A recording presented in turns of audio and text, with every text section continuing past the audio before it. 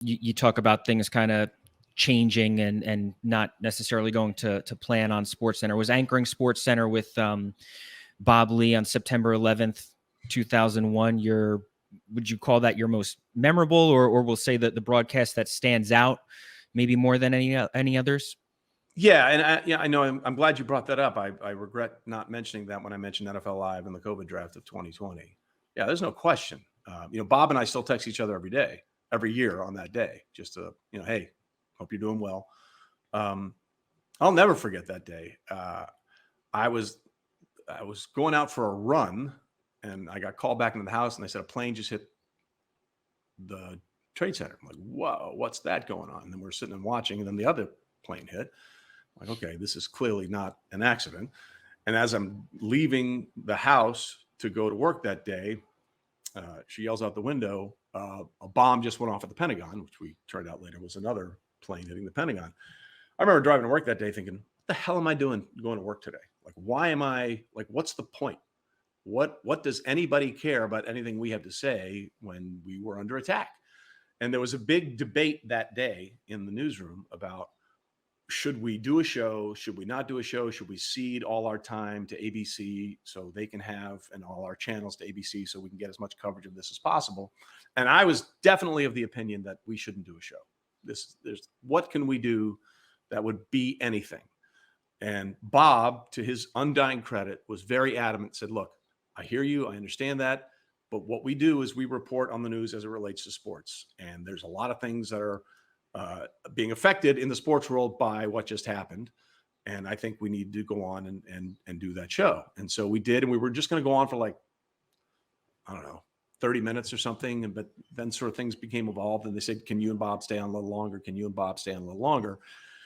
And I think we did a couple hours that night. And then all that week, Bob and I did shows that week. And yeah, memorable is an interesting, I think that's the most appropriate word, because there's no way you'll ever forget it. Right. And I want to be clear.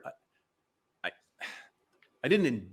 enjoyed it, but I didn't enjoy it. You know what I mean? Like, I enjoyed Bob and I being together and doing that show. I mean, I believe our intro to that SportsCenter that first day still runs at the museum at 9/11. Yeah.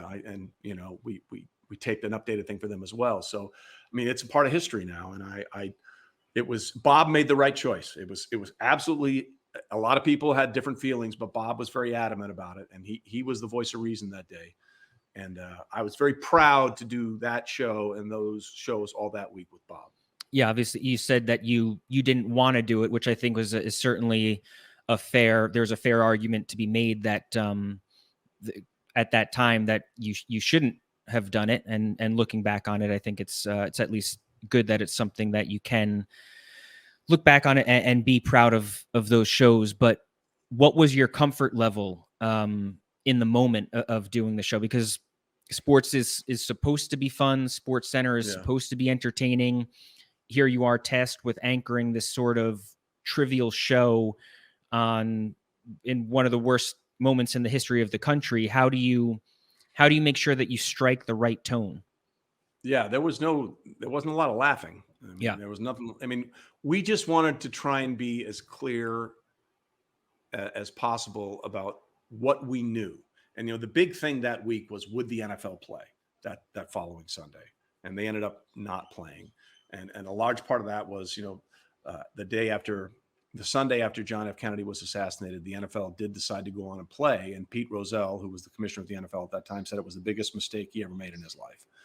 And, everybody was sort of saying, I can remember on that first night, people were still planning on playing football games in the South that Saturday. And they were like, well, this affected these people up here. It's not part of where we are. And then, then it sort of began this rolling effect of what had happened. And once the NFL decided not to play that week, there was no turning back for anybody. If the NFL, which is, whether you like it or not, is the biggest, sporting business entity in this country by a mile, if they weren't going to play, how could anybody else justify playing? So once the NFL decided they were not going to play that week, that was pretty much game over for anything that was going to happen that week in any way, shape, or form.